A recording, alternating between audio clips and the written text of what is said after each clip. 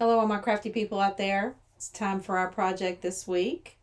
It's a little different than our usual upcycle, but I think it'll be very helpful. If this is your first time here, my name is Stephanie, and generally I upcycle clothing thrifted from my local stores, and we either make new clothing or accessories. So I am wearing our one of our two projects in this particular video.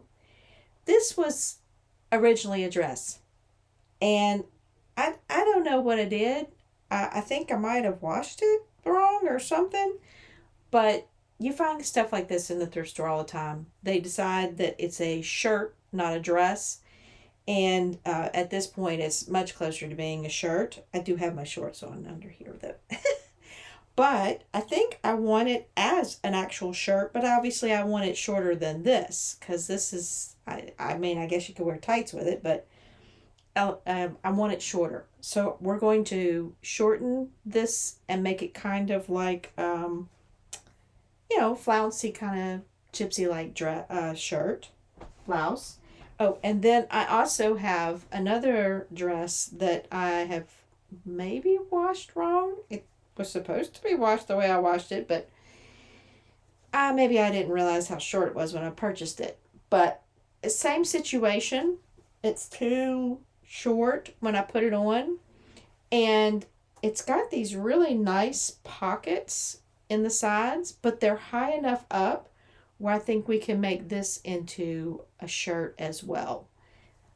This one's from the Loft. I'm not sure what this one's from. Well, I'll see if I can find some comps on it.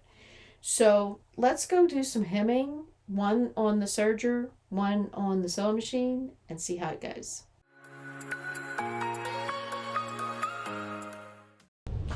Okay, this is the first dress we're going to hem into and make it into a shirt.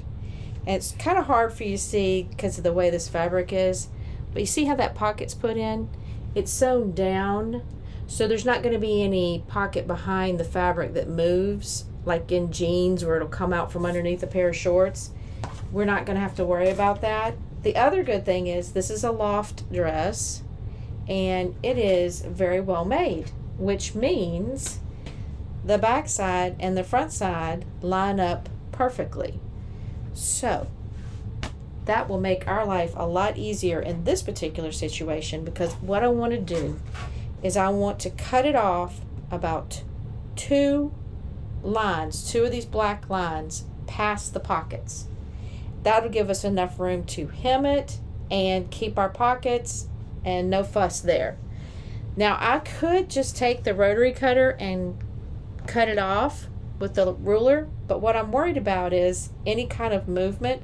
I want these lines to stay straight. So I'm going to take the scissors and I'm going to cut up this hem, and up the seam, and I'm going to cut on that line so I know for sure that I've got it all nice and even. I don't want to take a chance of it moving when I'm cutting and me cutting it uneven in the back on the stripe. So I will do that, and then we'll go over to the serger because I've got it set up already, and we're going to be using chain lock stitches or chain stitches and a chain looper to do a wide cover hem.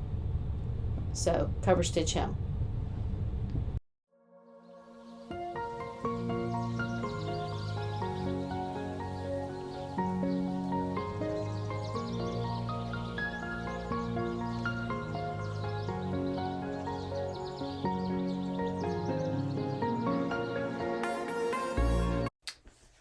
Okay, first I wanted to kind of show you how I've got the machine set up.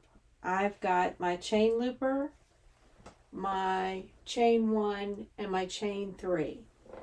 So that means obviously I've got my C1 and my C3 needles loaded in the front here for the chain stitch. I've also got a hemming plate on here. So the knife is locked, the looper is locked, and that's the main settings that you got to concern yourself with. Making sure this tension is probably between I think that's tension. I'm not sure, but between 4 and 6, I usually set it on 5. And then this needs to be on your cover stitch setting, and you can change your tension here, I believe. So, and when I say I believe, this is something that I've not done a lot of. So this is what we're going to do. You know, when you look at your t-shirt, you see that your hem is turned down like this, and then there's what looks like a serge stitch over the top of it, and then you see the 2 lines of stitching on the front side.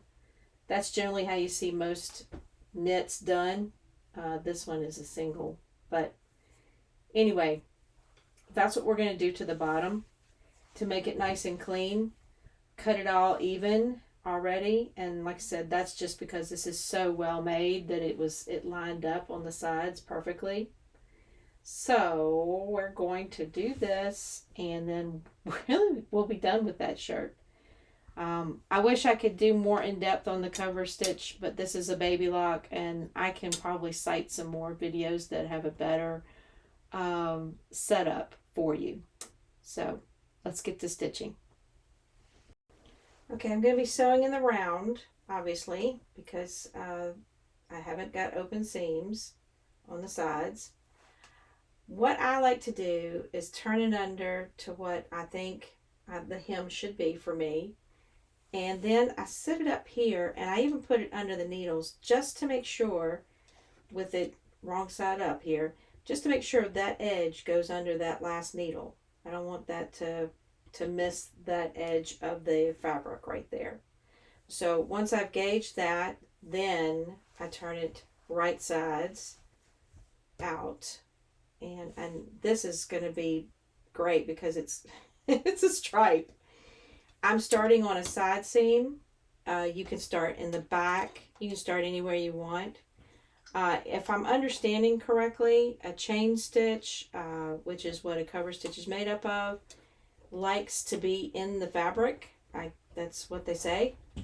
So I'm going to put it underneath there like that and start it, like I said, back here at this side seam.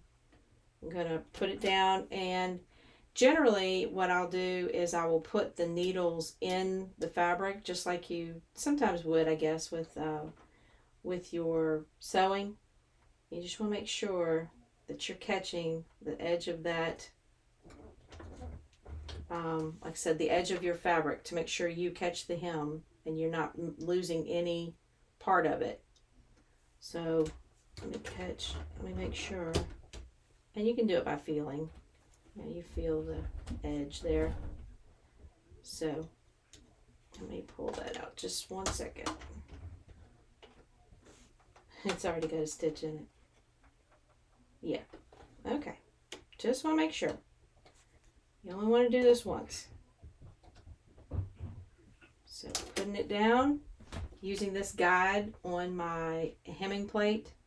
You can do it without a hemming plate. I just prefer to have one.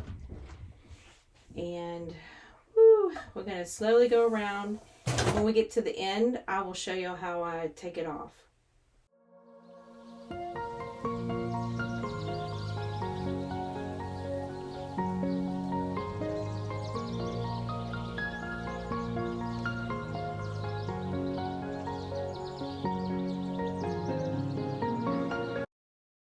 Okay, I've gotten all the way around, and I tried to make sure that my needles landed in the previous stitches at the end or the beginning of the whole process. And what I do is I roll my needles out, and I lift up my foot, and I'm going to take my tweezers, and I'm going to pull my threads out from under my needles. Actually, let me put this down real quick. I'm going to pull this out. There we go. And then I'm going to pull it up, because you got to release the tension, so you have to pick your foot up. And what I'm doing is just pulling these threads out, and then I'm going to just snip them close to the foot. And then when you pull it out, release it. Oops, pick up the foot. Well, that didn't work. Oh, there it is. Okay. Then all you have is the looper thread at the bottom, and you just clip it, if you can see it, along all the black. And there you go. I gotta just clip off the ends, but there is our hem, and it looks pretty good. I think the only thing I messed up on was this right here, and I'll just pull that out and fix that. It's over that seam, so it was a little tough, but everything else looks pretty good. Pretty professional. Okay, now on to our flouncy kind of baby doll dress. What I'm doing is I'm taking a good old ruler here. I'm measuring 7 inches up, and I am just marking it and meeting the lines. It's not an exact science. I don't have one of those nice lasers that I can have to help me with the line. But this does the job. This is a curved hemline, so you just gotta have to kind of work with it. Once I get all of the 7 inches measured all the way around, I think I may just clip up the seam and put it on the serger and serge it off, so I'll be cutting it and serging it at the same time, and then we'll be able to just roll the hem on the sewing machine and we'll have another shirt. That's how quick it is.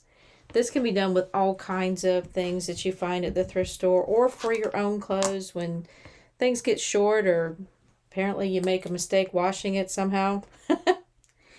So I will finish doing this, and then we'll go over to the serger and serge this edge off. Okay, I opened up the seam on the side of the bottom of the dress just enough to get to the line that I drew all the way around at the 7-inch mark. So now I'm going to serge that off, and that will serge it, and also it will cut it off, obviously. And then we'll go to the machine and roll up that hem.